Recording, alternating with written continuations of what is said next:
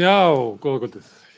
Velkomin á Rauðaborðinu á mánudagskvöldi. Það er 1. nóvember, kominn nýr mánuður. Og í kvöld ætlum við að gera það sama og höfum gert síðustu vikur. Einu sinni í viku höfum við haft ungt fólk við Rauðaborðið og erum að tala svona stöðu ungs fólks í samfélaginu. Og hingað í stúdíóið eru komin Súsanna Korbak og Trausti Breiðfjörð Magnússon og svo eru með okkur á í eins konar Zoomi Katrín María Ípas sem er að austan en er nýfluttin í bæinn og Rúnar Freyr Júlíusson sem er á Akureyri og Benedikt Arnfinnsson sem er í Neskustad á Norðfirði, ef ég hef þetta rétt. Síðast þegar við vorum að tala þegar ég var að tala ungt fólk síðast, að þá var það eitt sem kom mér óvart hvað voru mörg sem voru í námi en þau voru ekki, þau kusu það ekki að taka námslán, heldur að vinna með skóla. Hvað má ég spyrja þig, ert þú í námi og ekki á námslánum? Já. Á hverju? Ég bara treysti því ekki alveg. Það var svona kynning í framhaldsskóla fyrir alla nemendur sem voru að útskrifast þá enn og það kom einhver fulltrúi frá landssjóði íslenskra námsmanna og var mjög mikið að mæla með því að ungt fólk væri að taka sér námslána því það væri svo geggjað með við önnur lönd og þannig og hann var með svakalega útreikninga og síðan það sem var svona mjög eftirminnilegt fyrir mig var þegar hann sagði að það tekur svona bara 30 ár að klára að borga þau tilbaka og þá var ég bara eitthvað, nei. Það er alltaf langur tími með að við þann tíma sem ég ætla að eyða í skóla. En ertu þá vinnurðu það með skóla? Já, ég gerir það. Og ertu út í fullu námi eða hvað? Já, ég er í fullu námi. Og hvað ertu að læra, má ég spyrja? Bókmenntafræði og heimspeki. Og svo ertu í vinnaðinn, hvað metur hann á? Er hún 30%, 40%, 50%? Svona milli 30 og 40. Já, þannig að þú ert í fullu námi sem getur breytt sig yfir alltaf sólarhringinn, en ekki? Já, algjörlega. Og svo ertu með 80%. Og hvernig gengur þetta? Það er rosalega erfitt. Það er lítill tími sem gefst til að gera aðra hluti. Já. Það er bara virkir dagar í skólanum og síðan vinna allar helgar. Hvað vinnur þú? Ég kenni forritun fyrir börn. Já. Og ertu í námi í heimspeki? Já. Hvaðan kemur það forritunin? Það er bara eitthvað sem þetta er náttúrulega bara fyrir börn. Mjög auðvelt að læra. Og bara svona rökhugsun. Það var eitthvað grínisti sem sagði það er ekki mál að vera kennar og kenna kannski 8 ára börnum, þú þarft eiginlega bara að kunna kannski 9 ára pensumið. Já, maður þarf bara að vera einu skrifa undan. Einu skrifa undan. En Trausti, þú ert ekki heldur á námslánum? Nei, ég er að vinna með skóla. Og hvað vinnur þú? Við hvað? Já. Ég vinn í svona íbúðakjarna. Það er fyrir fólk með þroska og geðföllun. Og ég er alveg í 40% starfi með skólanum. Og svona fyrst þegar ég byrjaði tók þetta rosalega mikið á. Ég var alveg að drukkna í námi, sko. Ég er búin að vera í sálfræði 2 ár og það er þessi svokallaða SÍUN sem er alveg bara stútfull álag og ég var að vinna með því og það var alveg bara farið að taka rosalega andlega, sko. En maður vildi samt ekki taka námslán. Af hverju ekki? Hvað er svona sérstakt við það? Ég er á kynslóð sem finnst ekki neitt rosalegt að skulda eitthvað í 30 ár. Nei, það er bara alltaf verið talað við mann, þú veist, bara foreldrar og fólk í kringum mann, það er bara að vara mann við þessu. Og bara fólk í kringum mann sem maður heyrt að er rosalega lengi að borga af þessu og ég hef heyrt í sambandi við verðtrygginguna, fólk borgar samt hækkar höfuðstóllinn. Þannig að þetta er alveg bara, maður hefur heyrt svona hryllingssögur, sko. Þannig að maður er frekar tilbúin að vinna með námi og svo er þetta ágætis vinna með skóla þannig séð, þú veist, þetta er oft svona rólegar vaktir, þú veist, kvöldvaktir, íbúðarnir og horfsjónvarp eða eitthvað svoleiðis.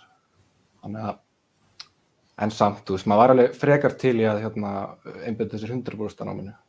Fólk hefur varað ykkur við að taka námslán, en hefur ekki fólk líka varað ykkur við að vinna með skóla? Það er bara dyggð, segir fólk.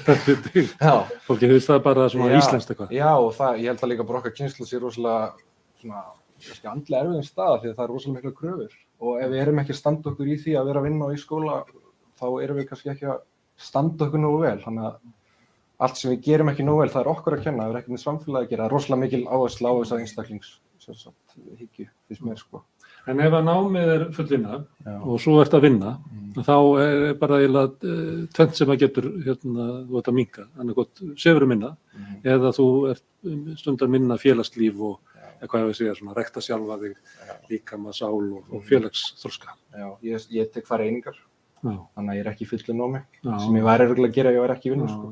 Þannig að það það sem ég svona minnka og þá get ég haft eitthvað smá félagslíf, sem ég svona reynt að koma í gangi eftir COVID, það var náttúrulega ekkert að meðan COVID var í gangi, sko, þannig að það var mjög erfiður kafli þegar það var í gangi líka. Ég myndi spyrja þig, hvað það sem að þú fórnar fyrir það að vera í 100% námi og síðan í vinnu ofan á það? Hvað, sefur minna eða? Já, ég svolítið góð að sofa, en ég myndi segja ég fórna mér mikið tíma bara með fjölskyldunum minni. Það að fara upp í sveit til þeirra. Og gera það oftar þá með COVID af því það var vel ekkert að gera. En eftir það þá bara ekki tími fyrir það. Bara að hitta líka annað fólk. Það er mikið. Rúna Freyr, þú ert líklega svo eini sem ert að taka námslán. Já, mér heyrist það. Ég sem sagt, sko, þetta athyglisvert sko því að þau að tala að vera í 100% námi og vinna, svo ég þurfi ekki að taka námslán. Sem að ég skil. Ég í 100% námi og að vinna og samt á námsláni. Ég nú ekki að vinna mjög mikið, ég vinn svona 10 tíma á viku, eitthvað svoleiðis, 2 kvöld, svona 8 til 10 tímar á viku og ég á framfærslu námsláni með þessu og já, það í rauninni bara sko, ég kem sem sagt út af sko, ég hef þann lúxus að foreldrar mínir hýsa mig á meðan ég í skóla. En ég kem af bæði leigumarkaði og vinnumarkaði, aftur heim til þeirra og til að geta farið í háskóla og ég með reikninga, sko. Þannig að ég þarf að hafa sko, þú veist, vinnan dugar mér ekki til að borga þessa reikninga og svo bara basic, þú veist, bensín og stöf. Þannig að ég bæði á litlu framfærsluláni og að vinna með skóla. Má ég spyrja út í þetta að þú varst fluttur að heiman og varst á vinnumarkaði og ákveður svo að fara í nám og þá flyttur heim. En hvað tekur þá með þér reikninga eitthvað kostnað af þessu tímabili þegar þú varst Já, ég flutti í bæinn til að vinna. Þú veist, ég flutti frá Akureyri og í bæinn til að vinna og þar var ég með bíl og þú veist, bílnum fylgja tryggingar og svona og svo ég með svo ég komin í smá yfirdrætti og svona. Þannig að, já, það var bara svona þetta ævintýri var svolítið. Það skildi mig eftir með aðeins á reikningum, en maður að borga eitthvað upp núna og sumt að ég farið, sko. Svo ég að vinna á þessum yfirdrætti og svona. En svo maður að reka bíl líka, sem að í rauninni kannski ekki nauðsynlegt núna, en var það á þessum tíma, sko. Sem ég var út á vinnu og leigumarkaði. En þannig að þegar ég hugsa það að fara aftur í nám, þá var það bara annarkvort, þá ferðu aftur til foreldræðina sem að ég bara mjög heppinn að hafa haft sem möguleika, sko, eða það var bara að taka einhver himinhá námslán, sko. Því að, þú veist, ég ekki típan sem að fara að vinna nálægt 100% vinnu á meðan ég 100% nám, sko. Það, þú veist, þannig að, þú veist, bara til að borga reikningana og geta verið í skónum, þá þurfti ég einhver námslán líka. En tengdur við það sem þau voru að segja að það væri svona háskalegt að horfa til þess að vera að taka lán til 30 ára, 40 ára? Já, ég meina, þú veist, það einmitt það sem ég að gera núna, sko, að það líka ástæða fyrir að ég á námslánum og að vinna því að það að ég vil komast upp með að hafa lánin eins lág og ég hugsanlega mögulega get, sko, það bara einhvern veginn alltaf markmið, sko, og þú veist, maður þorir því ekkert, sko, þannig að það sem að mitt lán heldur til 15 ára eða eitthvað, þetta bara lítið framfærslulán. En það nú þegar pínu óhugnanlegt, sko, þannig að ég skíthræddur við það, sko, og það við það sem ég að vinna líka, sko, af því annars var ég náttúrulega bara, þú veist, ef láni verið svakalega hagstætt og allt yndislegt, sko, þá myndi ég væntanlega bara njóta þess að vera í skóla og búa stúdendakörnum með eitthvað svoleiðis. Katrín María, þú ert að fara að læra þjóninn.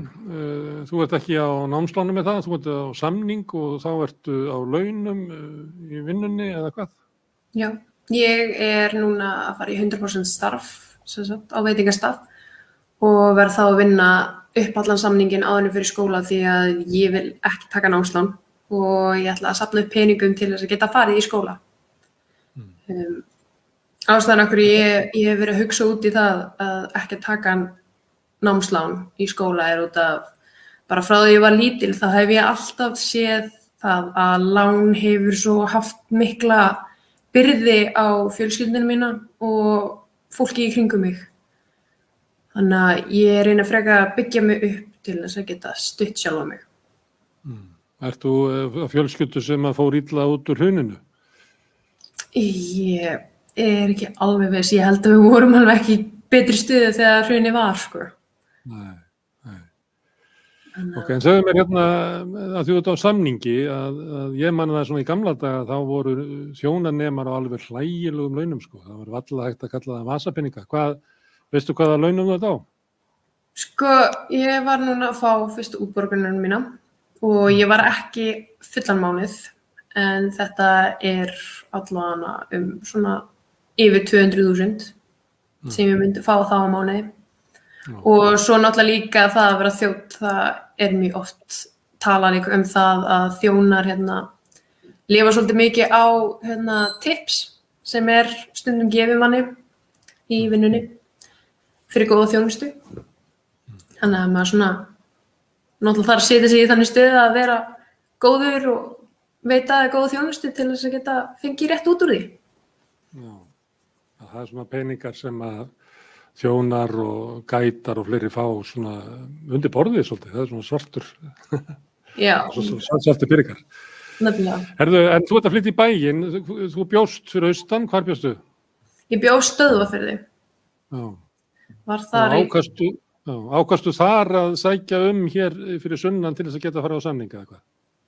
Sko, þetta var miklu flóknari staða sem ég var þar í, en það bara með því að ég ætlaði að fara í bakarann en þau vildi ekki taka við mig á samning þar og var þá þar að vinna sem þjónn á veitingastað Hamar í Breiðdalsvík og mér fannst bara mjög gaman að vinna við þetta og þegar ég flutti hingað suður þá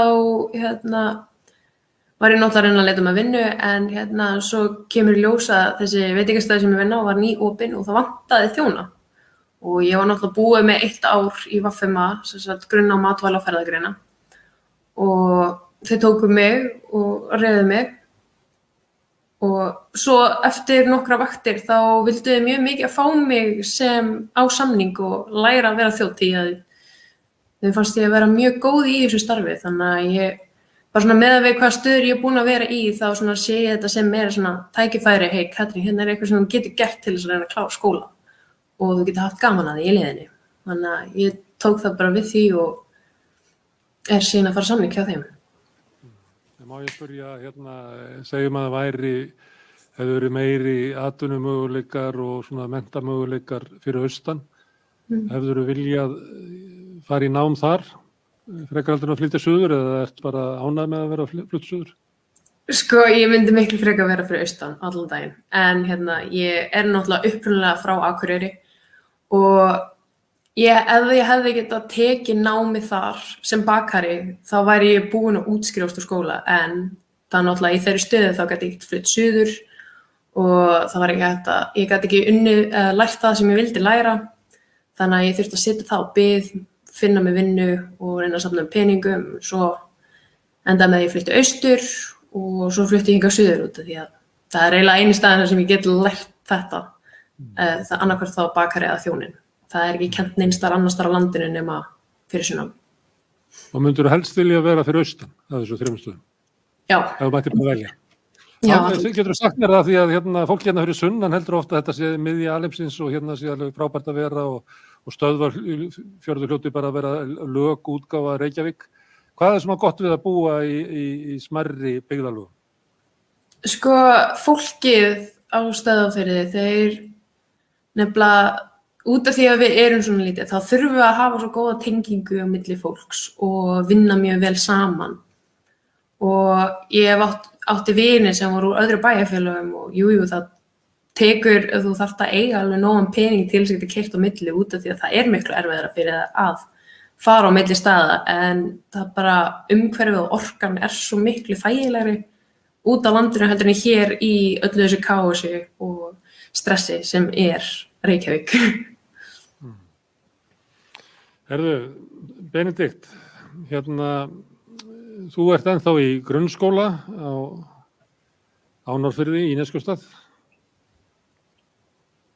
Kemur aðeins nær. Já. Hefurðu búið þar alla þína tíð? Já, ég hef alltaf búið í Neskaupstað. Já. Má ég spyrja þig svona, þegar þú horfir fram á veginn, sérðu fyrir þér að þú muni búa þar eða sérðu fyrir þér að þú muni flytja? Ég vona að ég get alltaf búið í Neskaupstað. Mér langar ekki að fara til Reykjavíkur. Persónulega finnst mér að vera allt of mikil umferð þarna og stress.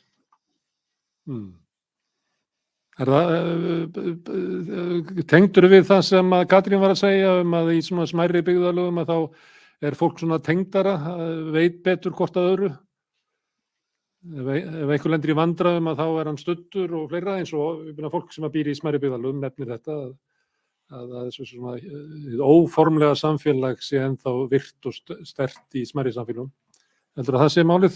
Já, það er alveg rétt, sko.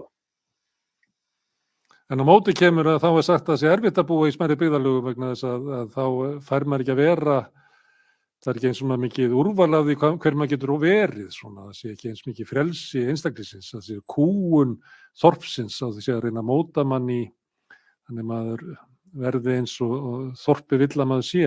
Kannastu við svoleiðis? Nei, það er bara bull.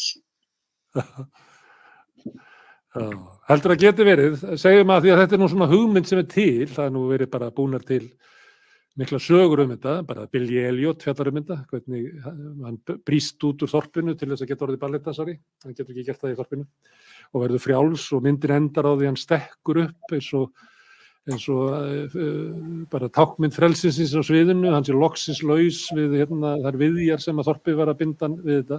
Heldurðu að þessar gömlu hugmyndir hvernig þorpið séu raunverulega gamaldags í dag vegna þess að það sem þú situr á Norðfirði, þá getur þú tala við okkur og ég býst við að þú setur að gera margt fleira skemmtilegt á netinu að tala við okkur.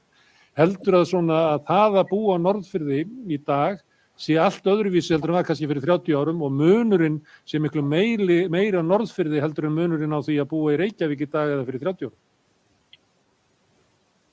Ég held ég veit það ekki. Gamla dag þá var fólki bara var eitthvað að vinna í fiski og eitthvað svoleiðis.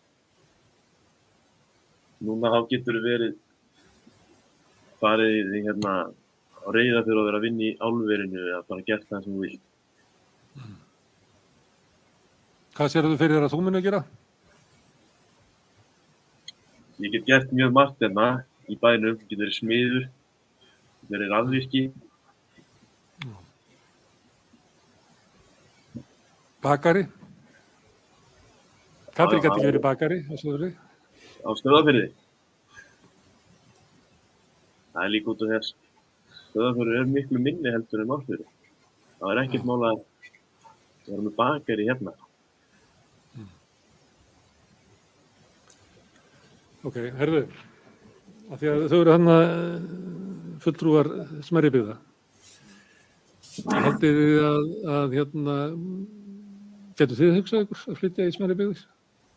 Eða væri það svona tap? Ég persónulega stefni á að búa utan Reykjavíkur þegar að ég verða eins eldri. Og þá kannski í París eða Berlín? Nei, bara Stöðvarfirði. Bara eins langt frá samfélaginu og ég get. Það er svona bara byggja hús eitthvað staðar í bara nálægt Reykjavík, svo ég alveg það tækifæri til að koma og sinna því sem er nauðsynlegt og í bænum, en það sem ég get líka verið mjög mikið í friði og nágrannar þarf ekki bara að díla við þá Heldur það sé af því að þú sért svona skrítinn? Eða heldur að fólk sé almennt kannski að kynslóða munur á þessu að það sé ekki þessi eftir svona vert og áður var að sko flytja í borgina? Ég held að það séu mjög margir allavega vinir mínir sem ég hef talað við sem að eru bara mjög raunsæir þetta að það sé bara mjög erfitt að kaupa eitthvað í bænum. Og maður sér mun Þannig þú ert ekki að flytja út á land til þess að vera í friði heldur það því að það er ódýrara húsnæði? Bæði og. Ég aðhyllist það mjög mikið vegna þess að það er eitthvað sem er meira raunhæft en líka út af því að þá fær maður líka að vera í friði. En það er nokkur allavega sem ég þekki sem að vinna í bænum og eru í skóla í bænum en vita það að þau geta ekki keypt neitt í bænum og eru þá að hugsa bæjarfélög utan Reykjavíkur eins og Keflavík og Njarðvík og þannig. Út af því að það er bara miklu ódýrara að bæði leigja og kaupa húsnæði þar. Þetta er svo efnaðslegir flóttamenn. Já. Frekar heldur en að það sé svona hugmyndir að kannski hefur borgin ekki alla þá lífsgæði og maður getur, sem að hlýtur að vera eitthvað svona breyting með netinu og svona hvernig félagsrými okkar hefur breyst. Það er náttúrulega, ég veit ekki með ykkur, en er helmingur á vökutímanum eitthvað það sem er raunverulega í félagsrýminu sem að er netið eða eitthvað slíkt. Og þá skiptir ekki máli hvar þú ert. Hvað segir þú? Heldur að þetta sé að breytast? Hugmyndir aðdráttarafl borgarinnar? Já, ég held að líka margir í okkar kynslu upplifir svolítið svona kannski félagslega einangrun bara í takt við þessa tækni og ég held að margir þráið það líka upplifa einhvers konar svona sense of community sem þú kannski farið í smábæjanum. Þú farið það ekki í úthverfum borgarinnar allavega, en mér finnst rosalega notalegt að búa hérna miðsvæðis á stúdentagörðunum af því það er svo stutt í alla þjónustu og ég get hjóla hver sem er og einhvern veginn fólk í kring sem að ég kannast við að þekki úr skólanum. Já, í rauninni sko. Mér finnst það rosalega góð stemming og þess vegna langar mér rosalega mikið að prófa að búa í einhverjum stórborgum erlendis líka til að upplifa þannig stemmingu þó að sé ekki lítil þorp eða svoleiðis þá er það samt svona, ég veit það ekki, það er eitthvað sense of community í svoleiðis borgum fyrst mér sem að vantar hér. Við erum svolítið við erum eins og einhver bandarísk sko bílaborg hérna, þannig að allir bara í sínum kubbi, einhvern veginn í sínu húsi, horfa á Netflixið sitt og það er ekkert rosalega mikil dýnamík í samskiptum milli fólks. Svo er líka þjóðir svona ólíkar, sumstaðar þykir það til síðs að heilsa nágrönnum þínum og fólkinu sem að býr á stigaganginum á móti. En því miður þá hefur það ekki verið reyndin á Íslandi, hún er kannski eitthvað að breytast, ég held að Íslandingar séu svona að skána þessu leyti. En Íslendingar náttúrulega ekki liðugir í svona samskiptum, það var oft gætur langt yfir í næsta bæ og kannski engin ástæða til þess að vera að heilsa fólki sem varst að sjá alla daga. Þannig að Íslendingar er sérlega góður í þessu. Hvað segir þú þetta, Rúnar? Það er náttúrulega, maður má ekki tala svona Akureyri, það Akureyri er náttúrulega stór bær. Heldur að sé að verða svona breyting svona með kynslóðana í hugmyndum hvar gott er að búa? Það eru til sko tölur það sem að sýna að það hefur dregið úr fólksflutningi utan á landi til Reykjavíkur og höfuðborgarsvæðisins. Já, nei, þetta er einmitt sko, Akureyri er náttúrulega svona, það er einmitt fyndið sko eins og varst að segja að það sem að þau eru að tala út á Akureyri, fyrir sunnan segi ég, er að gerast það í svona smá útgáfu hérna á Akureyri. Ég þekki hellinga fólki sem er að skoða að kaupa sér sko hús, þú veist, að búa hjá mamma og pappa, þá geta keypt hús og fara svo út á Hrafnagil eða út á Hjalteyri eða eitthvað svoleiðis, eða jafnvel út á Dalvík til þess að kaupa sér hús.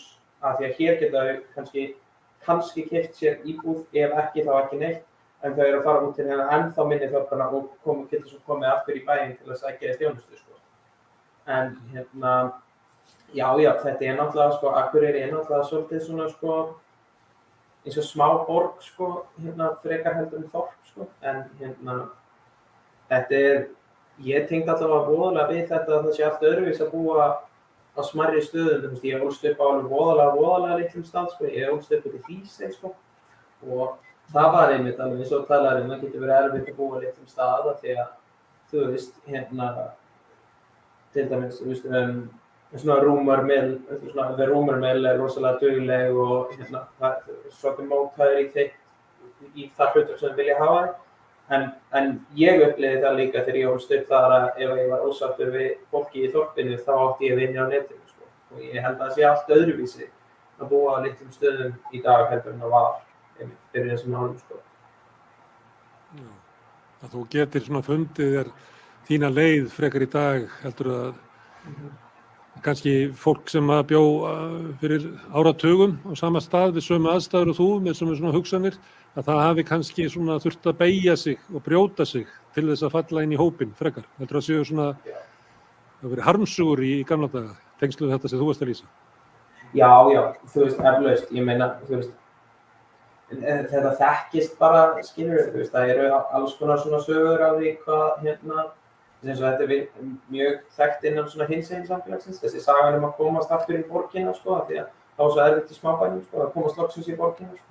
Og þessi ímynd, þú veist, fólk dreifbilla fólk á það til að vera aðeins íhaldsamara og það eru smærri samfélag sem fólk veit meira þig persónulega og þú veist, þetta kemur því ekkert við hvers konar fólk býr á hvaða stað, þetta er bara hvernig það mótar þig og þú veist, hvað áhrif annað fólk getur haft á lífið til að byrja á litlum staðum eða við stórum stað, sko. Já, það er stundum þannig líka í þorpunum þá hafi allir þekktið frá því að varst barn, sko. Þannig að svo ef þú vilt breytast eða gera eitthvað öðruvísi þá er sagt við því svona, já, láttu nú ekki svona, þú nú bara Rúni hennar eitthvað og nafnið hennar mömmuðinnar eitthvað svona. Já, það er með alla sína sögu bara með sér það sem að maður en það er náttúrulega hluti af því að vera til í samfélagi, það hefur kosti, en það hefur líka svona, það getur verið heftandi.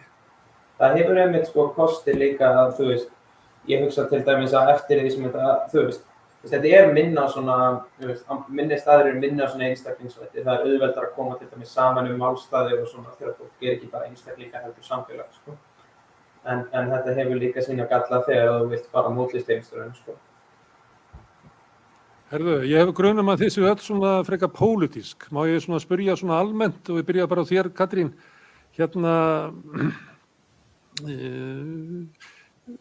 varðandi svona pólitík og ungt fólk, finnst þér vera svona pláss fyrir ungt fólk í pólitísku umræðinu eins og er í dag?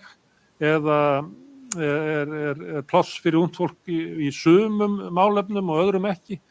Er umræðan nýtir unga fólkinu í því að það megi hafa skoðanir á tilteknum hlutum en ekki öðrum? Og bara spyrja þessum opið ungt fólk og pólitísku umræðu. Sko, mér finnst allan daginn að við krakkarnir eða unglingarnir megum segja okkar álit þótt að það sé ekki endilega það rétta. En þá er líka bara spurningin hverju svo sem eru í stjórn geta tekið við þessum hugmyndum án þess að segja að það sé vitlaust út af því að við erum alltaf ung og við skiljum þetta ekki. Það er hægt að reyna frekar að komast að hvaðan sjónarhornið kemur út af því að þegar við erum unga börn þá tökum við meira eftir smáatriðum og litlum hlutum og það er stundum svo oft gleymt því að þótt að við séum börn þá erum við samt ennþá með gáfur. Og það ætti að geta tekið tillit til þess að við megum hafa rétt á því að taka þátt í umræðuefnunum og ekki vera brotið niður fyrir það. Því við erum öll mennsku og við erum að þroskast og við erum alltaf að læra og það er bara ennþá betra ef fólk á eldri árum geta haft samræður við þá unga krakka og geta þá leitt þeim að rétta viðhorfi og reynda að hjálpa þeim að berjast fyrir því það sem þau trúa á. Finnst þér, má ég spyrja, hvað ertu gömul, Katrín? Ég er 20. 20 ára, út kornung. Finnst þér finnst að fullur fólk eigi að geta hlustað á ungt fólk og tekið því eins og það er, en ekki sem svona, ég var að tala svona að Stöðvarfjörður væri lögútgáfa Reykjavík, ekki að unga fólki sé ekki lögútgáfa fullorðnu fólki. Finnst þér það að vera raunin? Finnst þér að það sem að þú ert að tala og tjá þig, að þú sé tekin eins og fullgildur aðili í umræðinni? Það kemur alveg fyrir, en það kemur líka fyrir að það er alltaf oft gagnrýnt okkur út frá aldrinum og ég persónulega, aldur náttúrulega er bara útreikningi út frá hvernig við fættumst og við vitum þá kannski ekki eins mikið og aðri aðlar. En það ætti ekki að skipta máli því að það er fólk, við komum á mismunandi stöðum og við upplifum mismunandi hluti á mismunandi aldri. Þannig að kannski ég sem 20 20 ára einstaklingur, skilur, lendi í einhverju sem einhver 60 einstaklingur lendir síðan líka í, en við náttúrulega upplifum það allt öðru sem við getum samt þá sagt okkar álit og okkar upplifun af því og það er ekkert meira vitlaust hjá hvorum aðila. Þið séu þáttakendur eða nú landinu stjórnaði, ríkisstjórninni svona kynslóð foreldra sem að finnst þér að þið hafi svona aðkomu að umræðunni til jafns við aðra eða það alltaf erfitt að vera svona að tala við eitthvað sem af kynslóð foreldra sinna, sko, því að maður dettur svolítið í það að vera barn þegar maður þá sama við þegar ég að tala við kynslóð foreldra mína. Finnst þér það?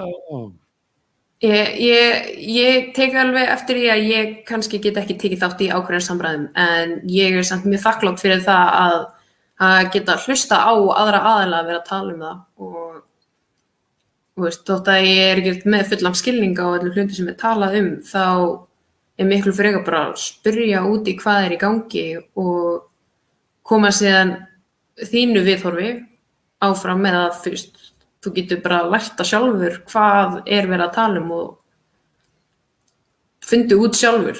Við gerum þetta öll, við erum öll að læra og af hverju að reyna að loka okkur í burtu frá því sem fullorðnir eiga að hafa áhyggjur af þegar við kannski höfum ákveðna ímynd á því og ef við erum tilbúin til þess að fara í þá laug þá ætti að vera leyft okkur að gera það, komast að því sjálf, ekki vera að hindra okkur fyrir því út af því að við erum alltaf ung. Ég held þú sért yngsti gestur við rauðaborðið. Ertu ennþá í grunnskóla? Já. Finnst þér sé hlustað á ykkur sem eruð í grunnskóla að þið hafið svona raunverulega eitthvað fram að færa til samfélagsins þannig að þetta ekki tillit til þess? Nei, eina manneskjan sem mér finnst vera að hafa einhvern áhrif, það Greta Thunberg sem að tala loftslagsmál, við eigum bara eina jörð og eitthvað svoleiðis. Hún búin að, hvað var að hún gera eitthvað loftslagsverkfall? Var ekki hún sem byrjaði með það? Já, hún þurfti að berjast fyrir sínu málfrelsi, hún stóð í aðgerðum til að fá að tala. En svona varðandi það að nú ert þú í skóla, hafið þið einhver áhrif á því hvað verið að kenna ykkur? Hafið áhrif á það, ég veit ekki hvað í matinn, hafið áhrif á það hvaða kennara þau eru með? Hafið eitthvað svona áhrif í ykkar samfélagi? Nei, við höfum ekki nein áhrif. Allan ekki í mínum skóla. Ekki neitt hvað í matinn eða neitt svoleiðis. Af hverju ekki? Ég veit það ekki.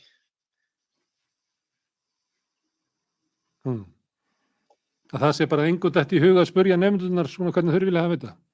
Nei. Kennarnir bara gera það sem þeir kenna okkur bara sem þeim sagt að kenna okkur. Já.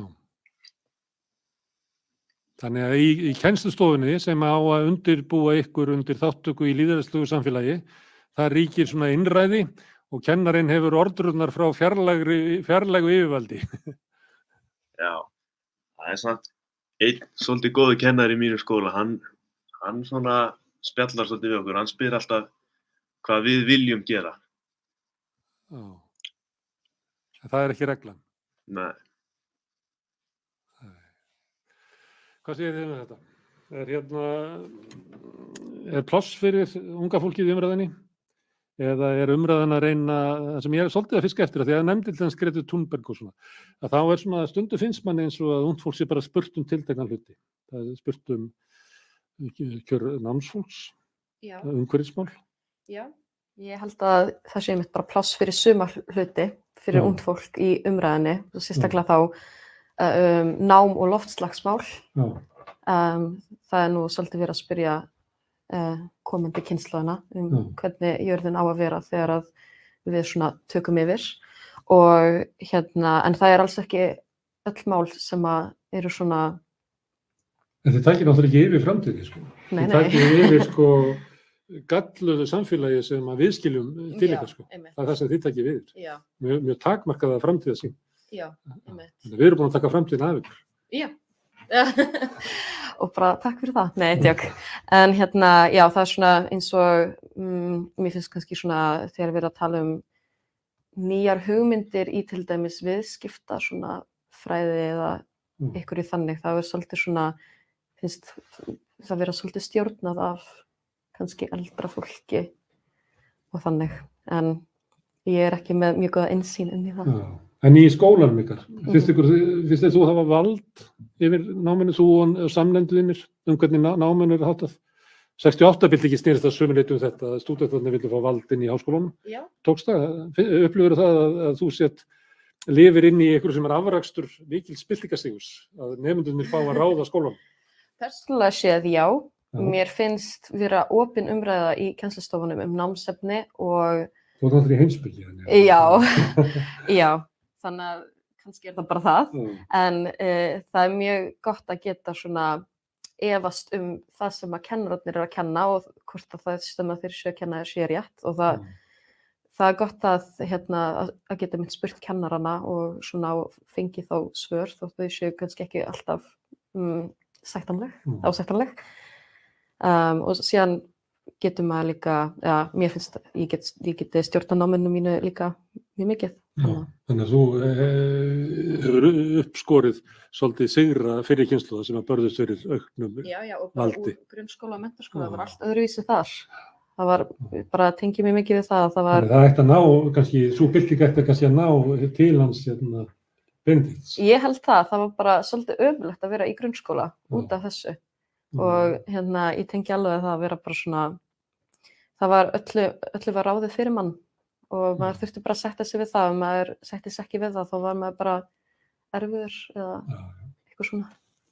Ég sömu svo að segja, ég gerði uppreisn í 11 ára bekk og við fengum breytt í hver kenndi okkur. Og svo man ég eftir að ég var í heimaðstaskóla þegar ég var 15 ára og það var bara að fá fjölbreytilegri mat, var bara mikil krafa sko, og bara uppreisnar ástandinn í mötuneytinu og hávaði og matnum hent og það var bara mikil átökum með að bara fá og ég held að þetta sé bara spurningum bara mannvirðingu sko, að það sé ekki bara hægt að ráðskast með mann og ráði hvað maður borðar og ákvæmt maður á að hlusta og allt slúðis. En í háskólanum, upplifir þú það, Trausti, að nemendur hafi völd? Ekki í sálfræðinni. Við erum svo ógeðslega mörg þarna og fyrirlestrarnir eru bara þannig að það er bara ræðan og þú veist, svo er bara tíminn búinn og það eru verkefni og oftast er þetta bara með krossapróf sem þú þarf bara að lesa og það er við með, en svo var ég að fara yfir í félagsfræðin núna, ég er að taka hana sem aukagrein og mér finnst alltaf stemming þar sko. Það er einhvern veginn meira opið díalóg á milli okkar og kennarans og hann svona, við erum líka færri í tímum, þannig að vera aðeins persónulegra.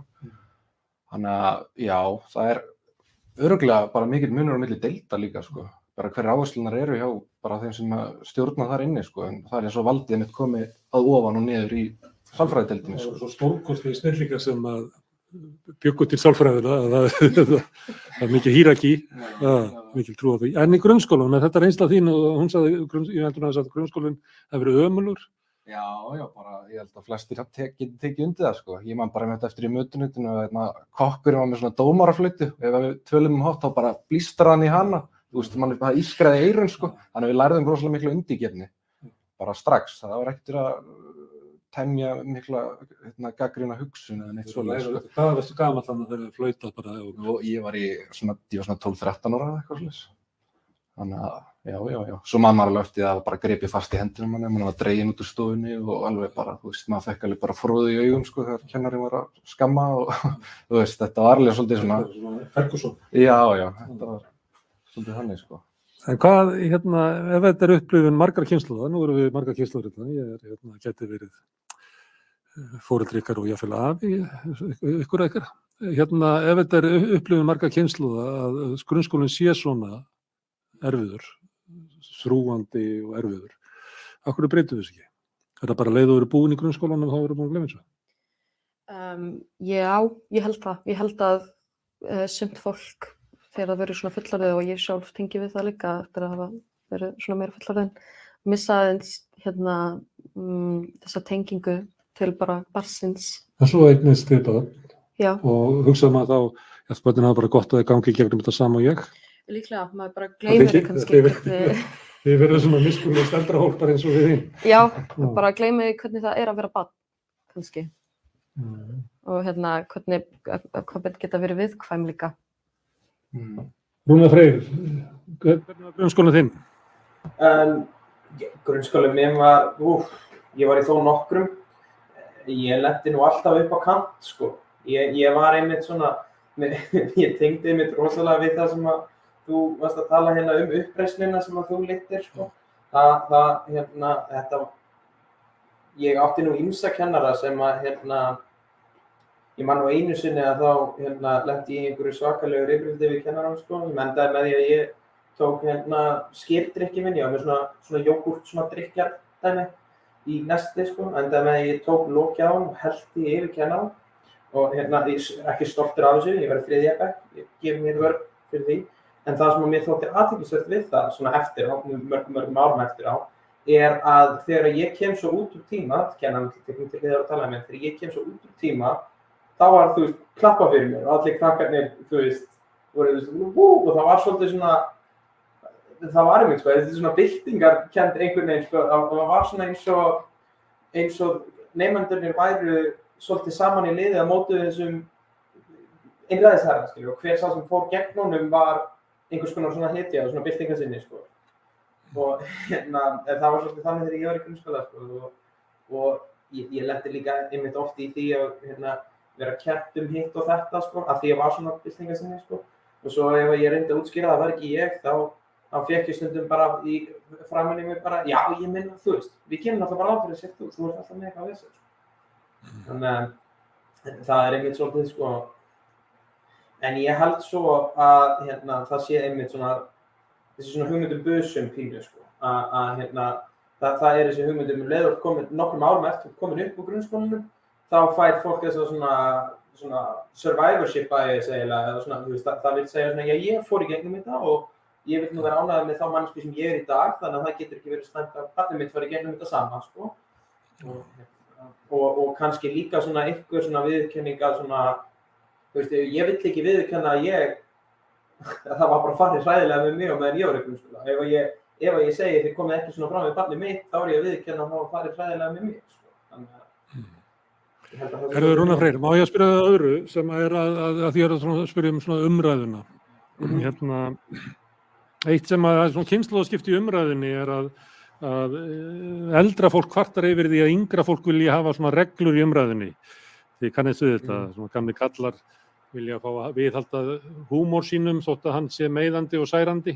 En það svona frekar að yngra fólki sem að gerir þá kröfur að umræðan, að sé eitthvað svona skikk á umræðunni og að sé svona mannvirðing sem að síðan að því umræðuhefðin var ekki þannig. Umræðuhefðin náttúrulega eitt af aðaltækjunum sem eru til þess að kúga bara hinna jaðarsettu og þeir sem að veika standa, að umræðin notuð til þess að ýta fólki út úr umræðunni eða meiða það og særa það til þess að akti, kannski svipað og upplifun okkar á grunnskólanum það var að vera að berja okkur til hlýðni allan tíman og almenna umræðan í samfélaginu þannig líka.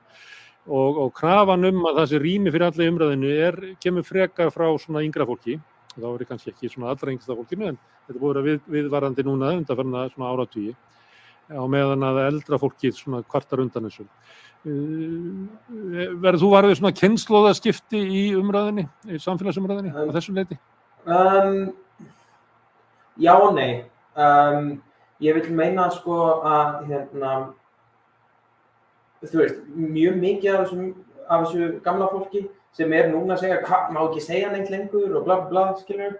Það sama fólki og kvartaði undan því að þessi nýju söngvari væri nú að sýna allt of mikið skinn og hvað þessi rockbönd að tala Satan og bla bla, skilur, allt þetta svona, það var svolítið mikið svona hörundsæl, svona pólitík sem byggir á hversu hörundsár þú ert, Ég held að helsti munurinn af þeirri kynslóð og þessari kynslóð að við erum að byggja á, þegar við köllum til þess að, segja ekki hitt og þetta í umræðinni, þá snýst það, þá erum við að biðjum að því sé hægt vegna þess að það valdi fólki sársauka og það valdi skaða í samfélaginu á meðan að, þú veist, allt þetta gamla panikkum, þú veist, þetta of kynferðislegt og hvað á ég að segja við börnin mín og bla bla bla, skilur ég vil ekki meina að það standi á jafngóðum fótum, sko.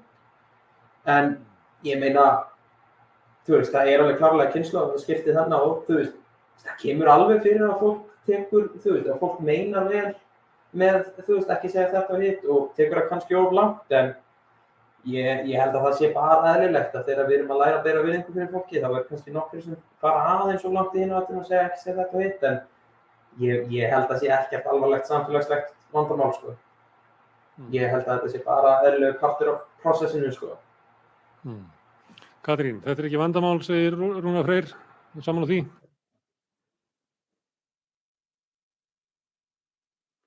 Já, nú heyrum við ekki í þér. Þú ert á mút. Sko, mér finnst þessi umræða ekkert eins alvarleg og kannski verið að tala um. Við megum alveg geta tjáð okkur sem eins og við erum og að mínu mati þá líka alveg hægt að fara yfir striki með það að segja hvað annað fólk á ekki að gera. Því að þá ert þú líka svolítið að loka að því að leyfa honum að vera hann sjálfur og í samfélagi þá skiptum við öll máli og við ættum ekki að vera að reyna að móta einstaklingar nema sjálfan okkur. Ég hef líka tekið eftir bara í lífinu að það mun koma fullt af hlutum sem mun særa mann og það það bara okkur, þá það bara mál hjá okkur að ekki láta brjóta okkur niður. Og þegar við erum að vinna saman í stórum hópum þá á maður alveg að geta búist við því að lenda í einhverju sem að maður gæti sárnast yfir en þá það líka bara spurningin það hversu mikið ætlar að láta þetta særa þig. Benedikt, sumir láta svolítið eins og umræðan sé orðið svo mikið jarðsprengjusvæði að maður þorir ekki að segja neitt. Heldur að segja eitthvað hæft í þessu? Ég veit það ekki.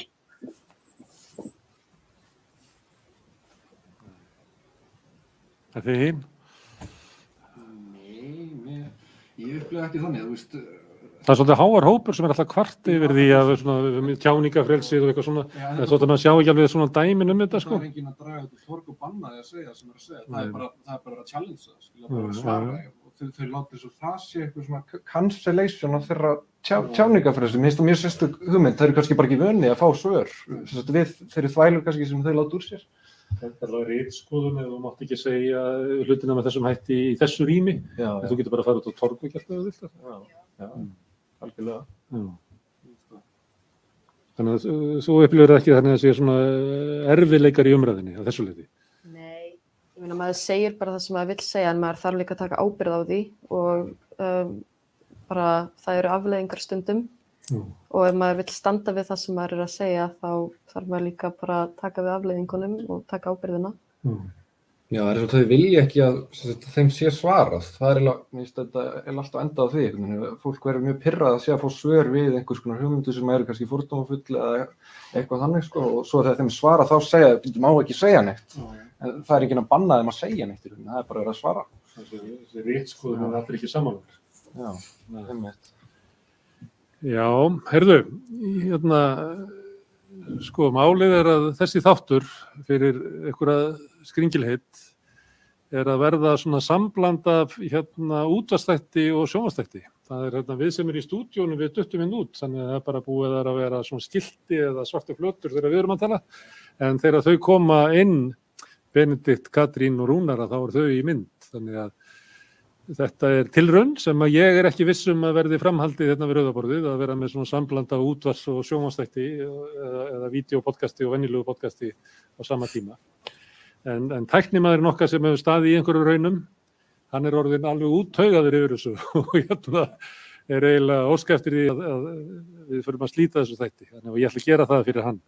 Og ég þakka Trausta og Katrínu og Benedikt og Súsönnu og Rúnari Frey kærlega fyrir komuna og minni á að Rauðaborðið verður hér á morgun og þá verður það alveg í fullri mynd, segir tæknimaðurinn. Og við þakkum bara kærlega fyrir okkur í kvöld. Svoleiðis. Takk fyrir.